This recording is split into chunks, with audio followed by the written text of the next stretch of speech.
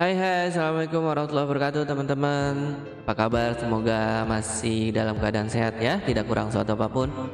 Oke, balik lagi bersama saya Iqbal Bahtiar di channel Belajar Matematika. Tapi matematika yang gampang-gampang aja. Oke, teman-teman, kita lanjutkan ya. Lanjutkan belajar matematika kita. Setelah sebelumnya kita belajar tentang kombinasi ya, permutasi, kombinasi. Nah, akhirnya kita masuk ke peluang. Jadi kita belajar pencacahan itu sebetulnya untuk belajar peluang gitu ya. Nah, apa aja yang akan kita pelajari di peluang? Yuk kita langsung saja. Lagi-lagi sebelum masuk ke peluangnya, kita coba memperdalam dulu atau memahami dulu kejadian dan ruang sampel apa ini ya. Kejadian dan ruang sampel. Kita mulai dari ruang sampel. Jadi ruang sampel itu adalah himpunan semua hasil suatu percobaan ya. Jadi semua hasilnya itu disebut ruang sampel. Berikutnya ada istilah titik sampel. Titik sampel itu adalah unsur-unsur yang terdapat pada ruang sampel. Sedangkan banyak titik sampel itu ya banyaknya anggota ya dalam ruang sampel. Lalu bagaimana dengan kejadian? Kejadian itu merupakan himpunan bagian ya dari ruang sampel. Jadi kalau himpunan bagian ya bisa seluruhnya atau bisa sebagiannya saja gitu ya. Oke, itu istilah-istilah yang bakal kita gunakan ya untuk di bahasan tentang peluang. Oke, kita masuk ke contoh soal nih. Misalkan pada pelemparan sebuah dadu bermata 6 satu kali, berapa kejadian munculnya mata dadu prima? Oke, jadi mata dadu itu kan ada 6 ya angkanya, berarti ruang sampelnya itu 1, 2, 3, 4, 5, 6 gitu, seperti itu. Jadi kalau ditanya banyaknya ruang sampelnya ya ada 6 gitu. Artinya ketika kita melempar dadu atau melakukan percobaan, bisa keluar mata dadu 1 atau 2 atau 3 gitu ya sampai 6. Oke, berikutnya kejadian yang diharapkannya itu kan munculnya mata dadu prima. Prima itu kan dari yang ada dari ruang sampel ini, yang prima itu kan bisa 2, bisa 3, bisa 5. Sehingga banyaknya kejadian yang diharapkan itu ada 3. Nah, seperti itu ya, teman-teman. Apa aplikasi dari apa sih ruang sampel, apa kejadian gitu ya, seperti itu. Oke, berikutnya. Ini contoh kedua. Ada pelemparan sebuah koin dan sebuah dadu sebanyak 1 kali. Berapa kejadian munculnya gambar pada koin dan angka genap pada dadu gitu ya. Oke. Nah, ruang sampelnya itu kalau ditanya banyaknya itu teman-teman tinggal kalikan saja. Jadi koin itu kan ada 2 kemungkinan ya, bisa angka bisa gambar, sedangkan dadu ada 6 kemungkinan. Berarti kalau ditanya banyaknya ruang sampel itu ya ada 6 kali 2 yaitu 12. Ya, tapi kita cacah dulu ya supaya lebih jelas. Nah, seperti ini. Dadu itu 1, 2, 3, 4, 5, 6, sedangkan koin itu ada gambar, ada angka. Sehingga pasangan yang mungkin terjadi itu bisa gambar koin ya dan angka 1 di dadu dan seterusnya lah ya. Silakan teman-teman lihat. Nah, ini kan kalau kita perhatikan ada berapa banyak pasangan ya, ada 12 kan ya. Nah, gitu. Jadi sesuai dengan yang tadi di awal ya. Oke, berikutnya kejadian yang diharapkan. Kejadian yang diharapkan itu katanya munculnya gambar pada koin dan angka genap pada dadu. Nah, berarti gambar dari sini yang ada dari gambar aja berarti kita ambilnya ya. Yang genap berarti G2, G4 sama G6. Jadi ada 3 gitu ya. Oke, begitu. Nah, berikutnya baru kita masuk ke peluang suatu kejadian. Nah, peluang suatu kejadian itu dirumuskan sebagai ya di apa ya, awal-awal itu kan kita mendefinisikannya secara sederhana saja gitu, bahwa peluang itu adalah kejadian yang diharapkan kita bagi dengan semua kejadian yang mungkin, secara sederhana seperti itu. Nah, setelah kita belajar ruang sampel dan kejadian, maka kejadian yang diharapkan itu ya disederhanakan menjadi kejadian, sedangkan semua kejadian yang mungkin itu kita sebut ruang sampel sekarang ya. karena kita sudah belajar apa itu ruang sampel, apa itu kejadian. Oke. Dan secara matematika ini ditulis seperti ini ya teman-teman ya. Jadi peluang suatu kejadian atau PK itu NK dibagi dengan NS gitu ya, banyaknya kejadian dibagi dengan banyaknya ruang sampel gitu. Oke, kita langsung saja ya ke soal-soal. Di sini pada pelemparan sebuah koin dan sebuah dadu sebanyak 1 kali, peluang yang muncul adalah angka pada koin dan bilangan prima pada dadu. Oke, ini mirip dengan sebelumnya ya. Ruang sampelnya, nah seperti yang tadi ya, ini ruang sampelnya ada 12 berarti ya teman-teman ya. Ada 12. Nah sekarang tinggal kita mencari kejadiannya. Kejadiannya itu adalah angka, berarti angka pada koin A yang di bawah ini ya, angka. Dan bilangan prima pada dadu, berarti A2, A3 sama A5. Jadi banyaknya kejadiannya ada 3, sehingga peluangnya adalah 3/12 atau 1/4. Nah seperti itu, cukup mudah ya sebetulnya untuk soal-soal peluang ini ya. Kita lanjut ya. Ya, contoh nomor 2, pada percobaan melempar 2 buah dadu secara bersamaan, peluang munculnya jumlah mata dadu tidak lebih dari 6. Nah, kalau hanya ditanya sekedar banyaknya ruang sampel kalau 2 dadu dilempar berapa, ya udah 6 kali 6 atau 6 pangkat 2 berarti 36. Jadi untuk soal seperti ini kita coba acah dulu ya dengan buat tabel supaya lebih enak gitu ngelihatnya. Ya, di sini yang diminta adalah, oke, ruang sampelnya tadi ada 36 ya, sorry. Karena 6 kali 6.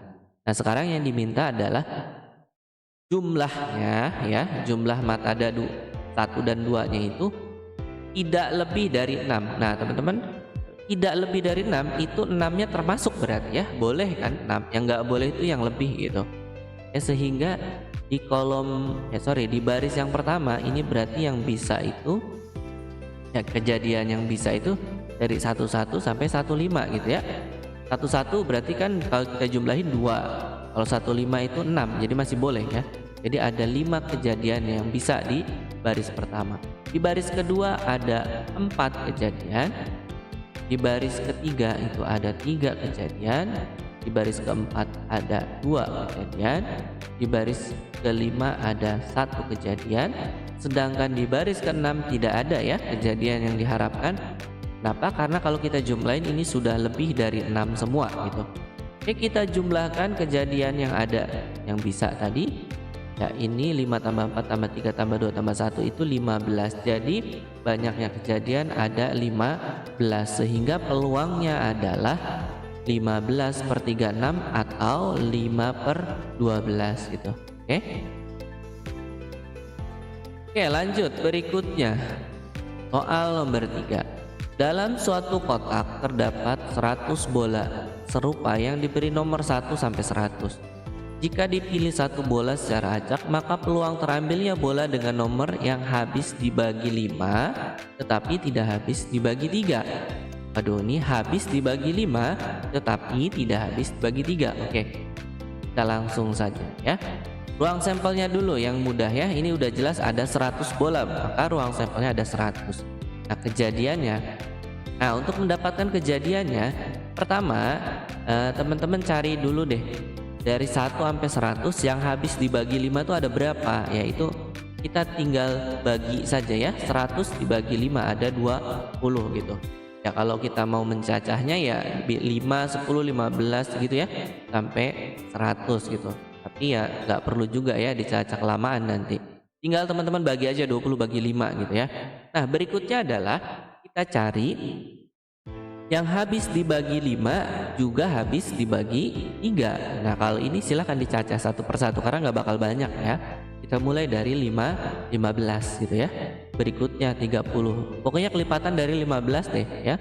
45, 60, 75. Terakhir adalah 90. Ini ada 6 bilangan gitu ya. Nah, sehingga Banyaknya bilangan yang habis dibagi 5 tetapi tidak habis dibagi 3 adalah 20 dikurangi 6, yaitu 14 gitu ya. Tadi yang habis dibagi 5 lalu kita kurangin dengan yang habis dibagi 5 juga habis dibagi 3 gitu ya. Nah, seperti ini. Sehingga peluangnya oh ya, ini banyaknya kejadiannya berarti 14, maka peluangnya adalah 14/100 atau 7/50 gitu ya. Oke, kita lanjut nomor 4. Dalam sebuah kotak terdapat 4 bola merah dan 6 bola putih. Akan diambil secara acak 3 bola sekaligus. Berapakah peluang terambilnya 2 bola merah dan 1 bola putih gitu ya. Oke. Di sini ruang sampelnya adalah ya, berarti secara keseluruhan aja ya kita hitungnya bahwa kita akan mengambil 3 bola sekaligus. Ya, berarti ruang sampelnya adalah mengambil 3 bola dari total bola yang ada. Kan di sini ada 4 merah, 6 putih, berarti totalnya 10. Maka ruang sampelnya adalah C10 3 gitu ya. Berarti 10 faktorial dibagi dengan 10 min 3 faktorial lalu 3 faktorial. Oke, kita panjangkan seperti ini atau jabarkan. Lalu kita coret-coret ya yang bisa dicoret gitu. Nah, seperti itu. 2 juga bisa kita coret dengan 8. Nah, sehingga hasilnya adalah 3 kali 4 12 kali 10 120 seperti itu. Oke, kita masuk ke kejadiannya sekarang. Kejadian yang diharapkan itu adalah terambilnya 2 merah dan 1 putih. Oke, 2 merah berarti 2 merah dari 4 merah yang ada kan, dan 1 putih berarti 1 putih dari 6 putih yang ada. Oke, kita gunakan kombinasi ya. 2 merah dari 4 merah yang ada berarti C42 ya. Seperti ini 422, kita coret dulu sehingga kita dapat 6. Oke, berikutnya yang terambil 1 putih ya, ini C61 ya, itu 6 ya. Maka peluangnya adalah 6 dikali 6 dibagi 120. Makanya dapat 3/10. Oke, di sini ada kata dan. Ya, teman-teman ingat lagi bahwa dan itu artinya dikali, sedangkan kalau ada kata atau itu artinya ditambah gitu ya. Di sini kan 2 merah dan 1 putih, berarti kita kali gitu ya, 6 kali 6 gitu. Oke, kita lanjut soal terakhir ya untuk pembahasan peluang kali ini. Semoga bisa mewakili soal-soal yang mungkin bisa muncul gitu ya di materi peluang. Oke, soal nomor 5. Seorang pedagang berlian akan menjual 3 cincin dan 5 gelang. Jika seseorang akan membeli 3 sekaligus, peluang yang dibeli adalah 1 cincin dan 2 gelang. Oke, ini hampir mirip dengan yang sebelumnya ya. Ruang sampelnya berarti 3 pembelian dari berapa? 8 ya. Berarti C83. Oke, seperti biasa perhitungannya. Jika kita dapat 56, untuk kejadiannya berarti 1 cincin dari 3 cincin yang ada dan 2 gelang dari 5 gelang yang ada. Berarti ini 3C1 itu 3 ya. Ini 5C2 itu hasilnya 10 ya. Sehingga peluangnya adalah 3 kali 10 dibagi 56, 30/56 atau 15/28. Oke teman-teman, cukup dulu ya sampai di sini pembahasan kita tentang peluang. Jadi kita sudah belajar dari pencacahan, permutasi, kombinasi ya. Dan ini kita sudah belajar peluang. Jadi sudah hampir sebagian besar ini bab peluang sudah teman-teman pelajari ya. Semoga bisa membantu ya. Nanti ada lagi materi terakhirnya adalah peluang majemuk gitu ya. Jadi kejadiannya lebih dari 1 gitu. Oke, nanti itu akan jadi bahasan berikutnya. Oke, terima kasih sampai di sini. Assalamualaikum warahmatullahi wabarakatuh. Dadah.